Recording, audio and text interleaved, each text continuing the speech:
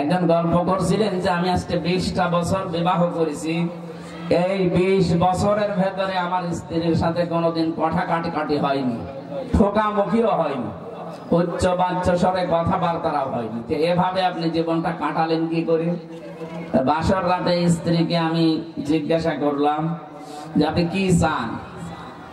স্ত্রী আমাকে বলছে, দেখেন আপনার কাছে আমি একজন নতুন মানুষ, আগে একটু পরিচয় হোক, এরপরে আপনার সাথে আমার কথাবার্তা হবে।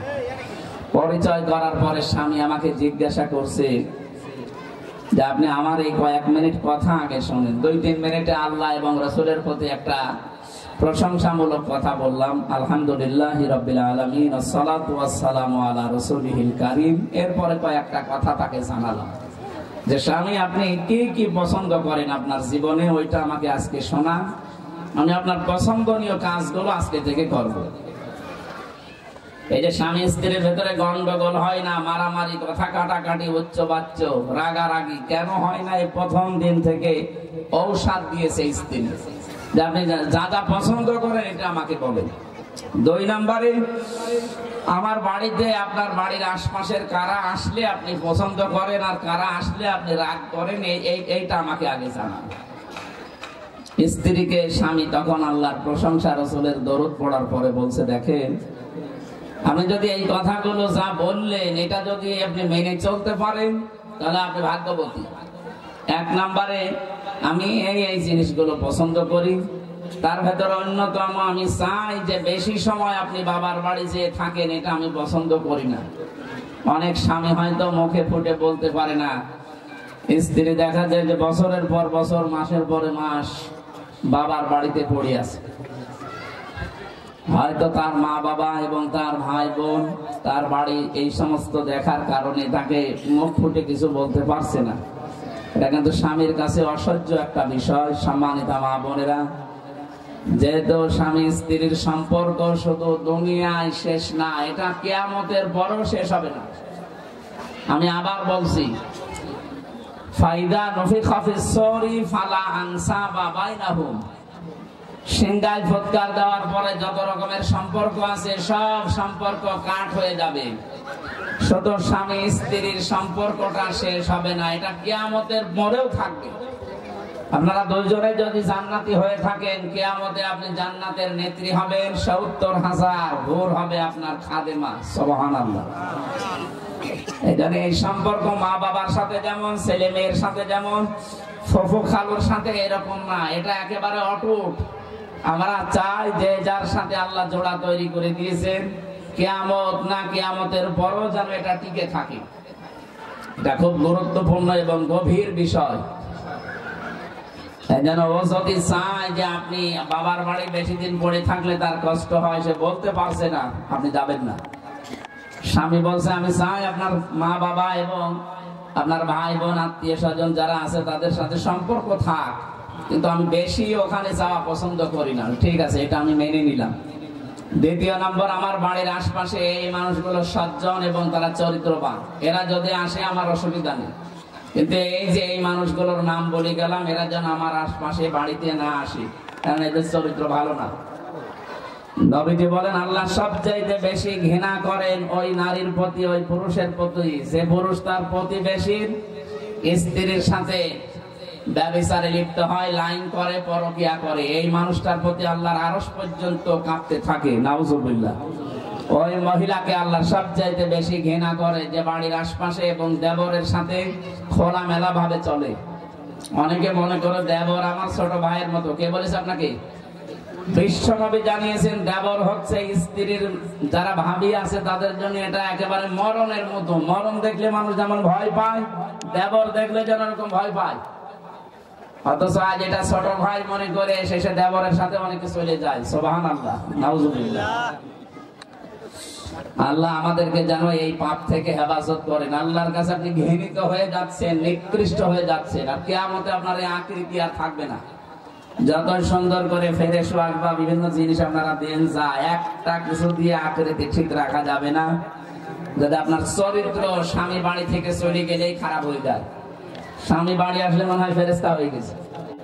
বাইরে চলে গেলে ওর চরিত্রটা আবার প্রকাশ পায়। এত খারাপ, এত নিকৃষ্ট, যাদেরকে স্বামী পছন্দ করে না তাদেরকে ও ঘরে নিয়ে আসে, তাদের সাথে মোবাইলে গল্প করে।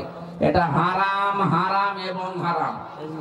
এটার কারণে হাজার হাজার পরিবার, এটা তো শহর এলাকা, রাজধানীর বুকে আছে হাজার হাজার পরিবার। আমি অনেকের খোঁজ খবর জানি, বড় বড় মানুষের সাথে আমি মিশেছি। বাংলাদেশে যারা 10 জন ধনী, তার 5 জনের সাথে আমার মিল আছে। এদেশে আকিস গ্রুপের উপরে ধনী আছে, আর রংধনু গ্রুপের উপরে ধনী আছে। এদের সাথে আমি মিশে দেখেছি এই মানুষগুলোর পরিবারের শান্তির কি অবস্থা। এদের টাকা পয়সা, অর্থ সম্পদ, বাড়ি গাড়ি, মিল ফ্যাক্টরির অভাব নেই। এদের এক একজনের মিল ফ্যাক্টরি কত আছে, কত কর্মচারী, আপনি গুনিয়েও শেষ করতে পারবেন না, কিন্তু শান্তি নেই বাড়িতে। এই কারণে নেই, কারণ স্বামী বাইরে গেলে তখন স্ত্রী গুলো এই আমলটা আর করে না। নবীজি বলেন, স্বামী বাইরে গেলে নিজেকে কন্ট্রোলে রাখা লাগবে, এটা নেককার স্ত্রীর গুণাগুণ। অথচ দিন পায় মোবাইলে হোক আর বাইরের মানুষ নিয়ে এসে হোক, উল্টা পাল্টা কাজে লিপ্ত হয়। আল্লাহ হেফাজত করুন, আমিন।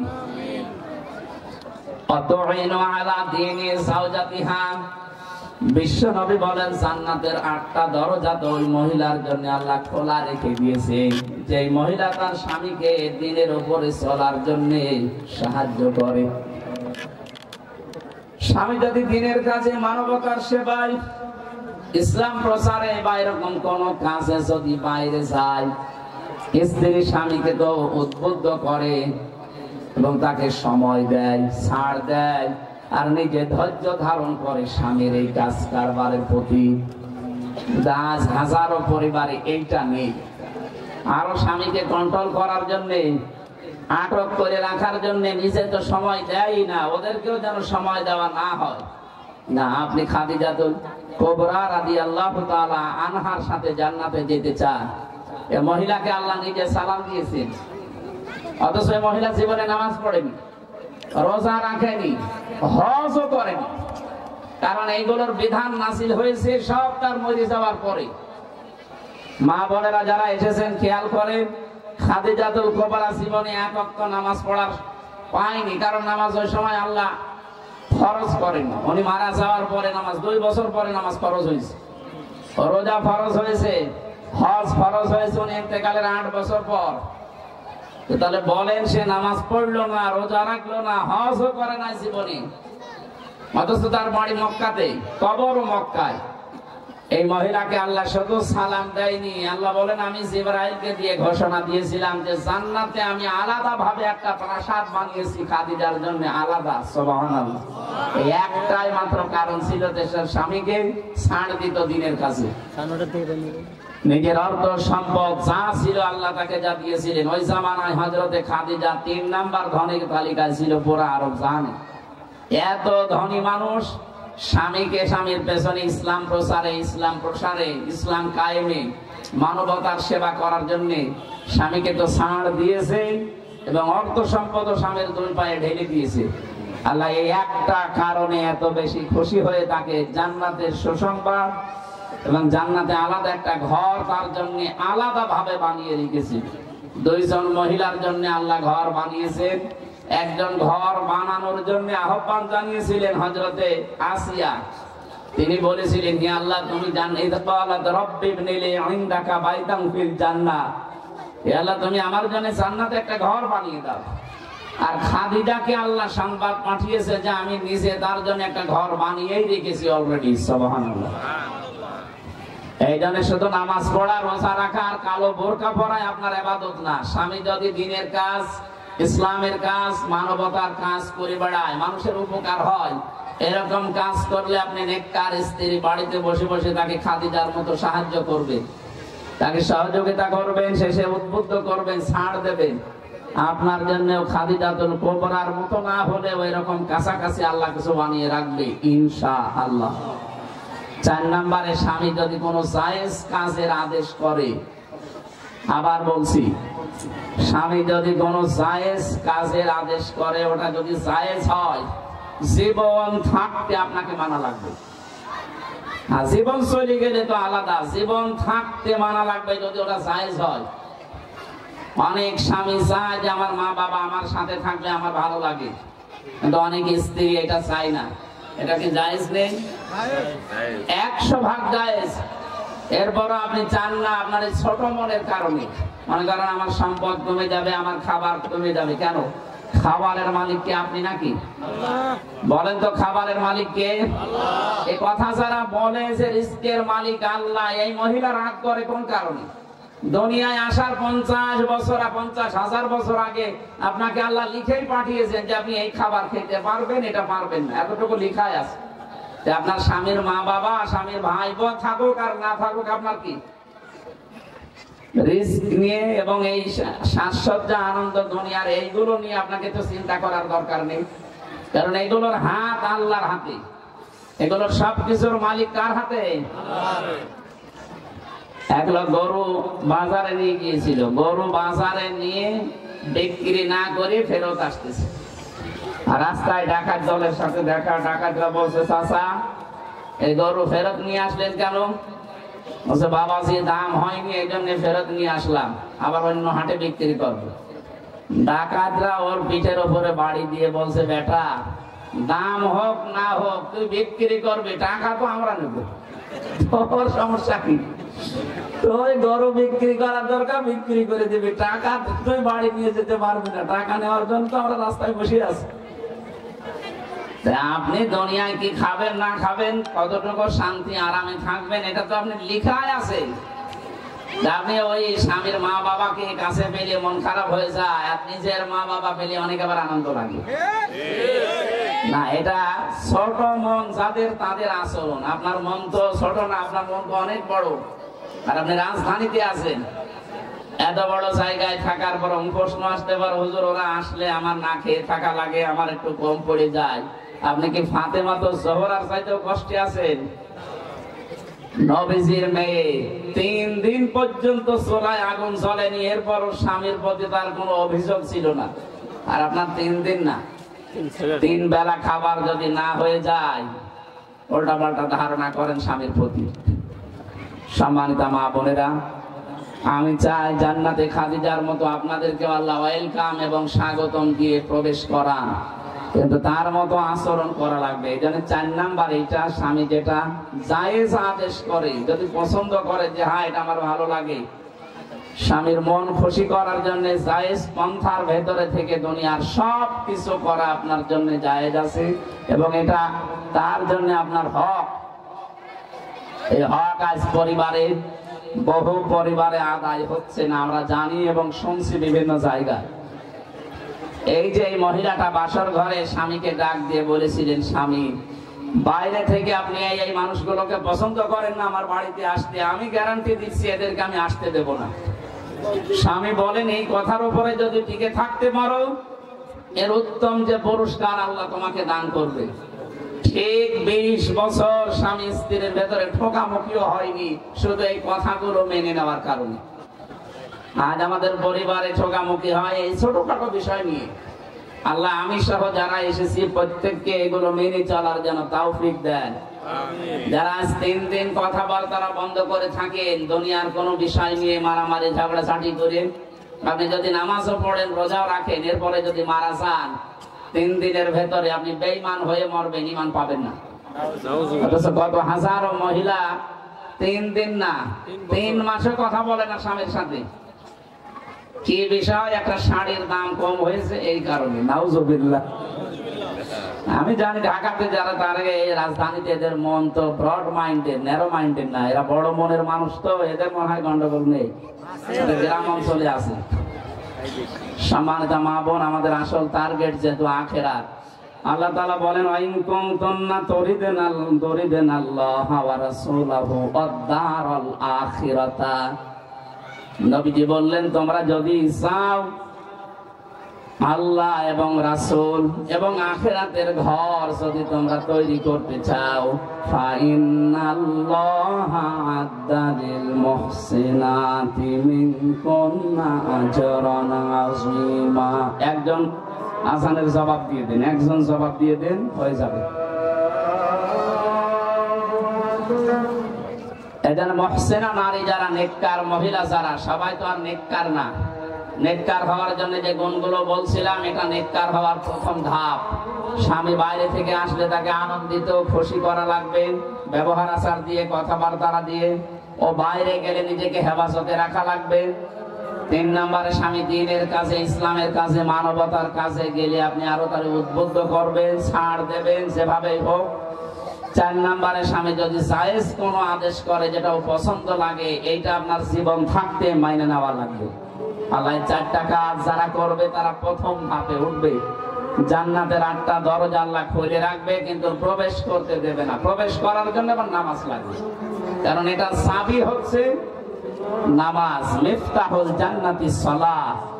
এদের প্রথম ধাপে পাস করার পরে যদি জান্নাতে যাওয়ার আপনার উপযুক্ততা আসে, নামাজের দ্বারাই আসা লাগবে। এজন্য যারা নামাজ পড়েন না, 5 ওয়াক্ত নামাজ মাস্ট বি পড়া লাগবে। যদি শরীয়তের যে বাধ্যবাধকতা আছে এটা বাদ দিয়ে 3 দিন, 5 দিন, 7 দিন, 10 দিন শরীর অসুস্থ থাকে, এটার পরে যে 20 দিন, 22 দিন, 25 দিন, 27 দিন আপনি সুস্থ আছেন, মাস্ট বি আপনাকে নামাজ পড়া লাগবে। সাংসারিক কাজে বা অন্য কাজে যদি নামাজ পড়তে নাও পারেন, অন্তত ফরজ নামাজটা পড়ে নেবেন। না তো ডিস্টার্ব হয়ে যাচ্ছে। আমি মনে হয় শেষ করতে পারলাম না, আজকের মতো শেষ করে দিলাম। আগামীতে আপনারা মেয়েদের জন্য আলাদা ব্যবস্থা করেছিলাম তো জানতামই না। সম্মানিত মা বোনেরা, যতটুকু বললাম আল্লাহ আমাদেরকে আমল করার তৌফিক দিন। আমিন। আজানের সময় একটা দোয়া কবুল হয়, এই জন্য আমরা আজানের এই শুরুতেই দোয়া আদায় করছি, আল্লাহুম্মা আমিন। লা হাওলা ওয়ালা কুওয়াতা ইল্লা বিল্লাহিল আলিয়্যিল আযীম। আল্লাহ যতটুকুই বলেছি এতটুকু এদের জীবনে আমল করার তৌফিক দাও। আজানের সময় দোয়া কবুল হওয়ার গ্যারান্টি আছে। আমরা আজানের সময় হাত তুলেছি, আল্লাহ মেহেরবানি করে সূরা আহজাবের 29-30 নম্বর আয়াত আমাদের জীবনে সেট করে দাও। আল্লাহুম্মা রাব্বিরহামহুমা কামা রাব্বায়ানি সাগীরা। আখিরাতের জীবন আমাদের কাছে বিশাল এবং স্থায়ী। ওই জীবনের জন্য দুনিয়ায় কাজ করার তৌফিক আমাদের দান করো। আমরা যে দরবেশ এখন জেলখানায় আছে, তার যে উপায় ছিল বৈধ হোক অবৈধ হোক, এই অবৈধ ইনকামের কারণে তার স্ত্রীর যে চাহিদা, এখন যদি আপনি বলেন যে আমারও ওই রকম লাগবে না, আপনার স্ত্রী, আপনি স্ত্রী হিসাবে আপনার স্বামী যতটুকু উপায় করেন, যতটুকু ইনকাম করে, যদি জায়েজ পন্থায় সে থাকে, তাকে আপনি আরো সাহায্য করবেন, ধন্যবাদ জানাবেন, শুকরিয়া জানাবেন, আর বলবেন স্বামী আমার যতটুকু আল্লাহ যা দিয়েছে এই ইনকামের ভেতরে আমি আমার চাহিদাকে নিয়ন্ত্রণ করে রাখবো। আপনি জান্নাতে যাওয়ার একটা সার্টিফিকেট পেয়ে গেলেন। সুবহানাল্লাহ। এজন্য আশা করব আপনারা আপনাদের স্বামীকে কন্ট্রোল করার জন্য শুধু দুনিয়ার এই বিষয়টাতে একটু ছাড় দেওয়ার মন মানসিকতা তৈরি করেন, যে যেখানে আছেন ওই জায়গা থেকে আখেরাত যেটা আমার আল্লাহ অবশ্যই তৈরি করে দেবে, যদি মেয়েদের ভেতরে 4টা গুণ পাওয়া যায়। 1 নম্বরে ইদা নাযারা আনহা সাররাতুহু। স্বামী যখন আপনার দিকে তাকাবেন, স্বামীকে আপনি আনন্দ দেবেন। বাইরে থেকে কর্মজীবন শেষ করে একটা স্বামী যখন বাইরে থেকে আসে, স্ত্রীর সবচাইতে বড় দায়িত্ব হয়ে পড়ে সংসারের যত কাজ থাক, যত গুরুত্বপূর্ণ বিষয় আপনার হাতে থাক, সব মাইনাস করে স্বামীর সামনে যাওয়া। হাজারো স্ত্রীর ভেতরে এই গুণটা পাওয়া যায় না। এই কারণে বহু পুরুষ মানুষ এরা খাপা ঘোড়ার মতো, এই কারণে অন্য জায়গায় দেখা যাচ্ছে পরকীয়া প্রেমে লিপ্ত হয়। নাউযুবিল্লাহ মিন যালিক। সম্মানিত মা বোনেরা মনে আসতে পারে, এ আবার কি এতটুকুর জন্য লাইন করবে? মানুষের ভেতরে আল্লাহ যে চাহিদা গুলো দিয়েছে তার ভেতরে এটা অন্যতম।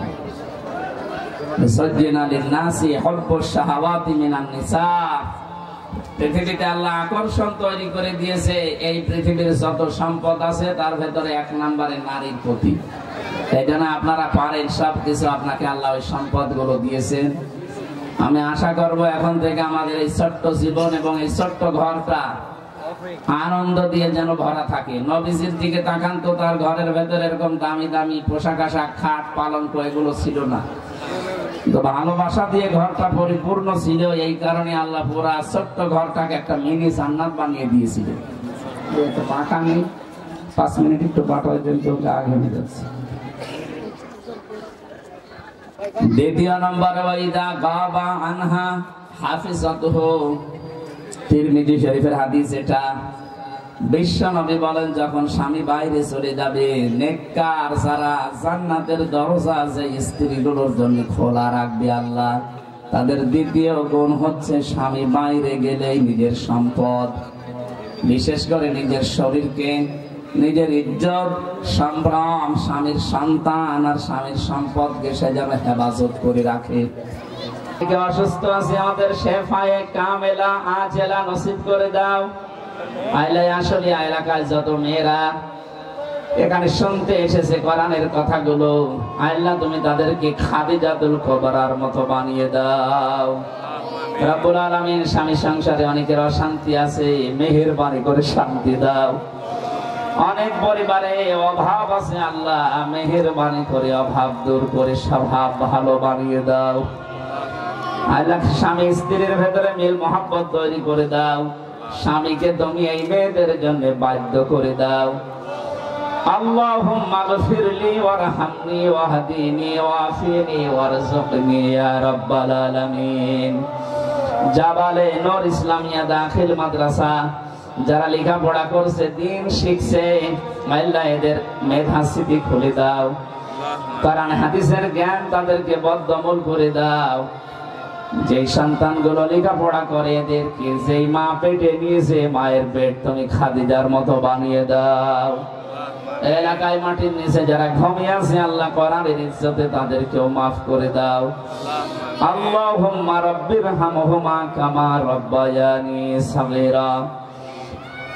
জনাব আবুল কাশেম ভাই এ বিশাল আয়োজনে যারা তার সাথে সহযোগিতায় এসেছে, আল্লাহর আযানের সময় আমি আবার বলছি, দোয়া কবুল হয়, এজন্য তাদেরকেও কবুল করে নাও। এই বাজারে যারা ব্যবসা বাণিজ্য করে, এদের ব্যবসা বাণিজ্যে বরকত দিয়ে দাও। মা বোন যারা এসেছেন, এদের শরীরকে সুস্থ রাখো। হাজারো রোগ শোক যাদের আছে, আল্লাহ কোরআনের ইজ্জতে তুমি শেফায়ে কামেলা আজেলা দিয়ে দাও। রব্বানা যালামনা আনফুসানা ওয়া ইল্লাম তাগফির লানা ওয়া তারহামনা লানাকুনান্না মিনাল খাসিরিন। মহান বিজয় দিবস আজকে। রব্বুল আলামিন, এই দেশটা যেমন তুমি স্বাধীন করে আমাদেরকে দিয়েছো, কিয়ামত পর্যন্ত এর স্বাধীনতা অক্ষুণ্ণ রাখো। বাইরের দেশগুলোর যে চক্রান্ত চলছে, এই শকুনদের চক্রান্ত থেকে আমাদের বাঁচাও। এই দেশটাকে আল্লাহ তুমি নিজের হাতে তুলে নাও। কোরআনে কারীম এই দেশে কায়েম করার মাধ্যমে বাংলাদেশের স্বাধীনতা, সার্বভৌমত্ব তুমি অক্ষুণ্ণ করে দাও। যারা শহীদ হয়েছে এই দেশে 2024 এবং 1971 সালে, প্রত্যেকটি শহীদকে তুমি শাহাদাতের সর্বোচ্চ মাকাম দান করো। কত মহিলা এখানে বসে আছে, নিজের বাবা মা, আত্মীয় স্বজন, ভাই বোন ছেড়ে যারা স্বামীর বাড়িতে পড়ে আছে মাসের পর মাস, বছরের পর বছর। আল্লাহ তাদের মনকে তুমি ধৈর্য এবং সহ্য দিয়ে পরিপূর্ণ করে দাও। স্বামী সংসারে আবার বলছে, আল্লাহ তুমি শান্তি দান করো। আল্লাহ অনেকের সন্তান হয় না, আল্লাহ তাআলা মা ডাক শোনার জন্য, বাবা ডাক শোনার জন্য আগ্রহ নিয়ে আছে। একটা সন্তান তাদেরকে দিয়ে কোল ভর্তি করে দাও। ছেলে মেয়ে যাদেরকে দিয়েছো, আল্লাহ তাদের ছেলে মেয়েগুলোকে মানুষের মতো মানুষ বানাও। কখন কার কাছে মরণ চলে আসে জানি না। আল্লাহ আবার বলছে, যে আয়াত থেকে পড়েছি, এর মূল আলোচনা দুনিয়ার চাইতে আখিরাতকে প্রাধান্য দেওয়া। তোমার ওই বানানো জান্নাত পাওয়ার জন্য প্রতিযোগিতা আরম্ভ করা। আজকে থেকে আমরা যেন স্ব জায়গা থেকে জান্নাত পাওয়ার জন্য প্রতিযোগিতায় নামতে পারি, তৌফিক দাও। আলহামদুলিল্লাহি রাব্বিল আলামিন। লা ইলাহা ইল্লাল্লাহু মুহাম্মাদুর রাসূলুল্লাহ। মেরা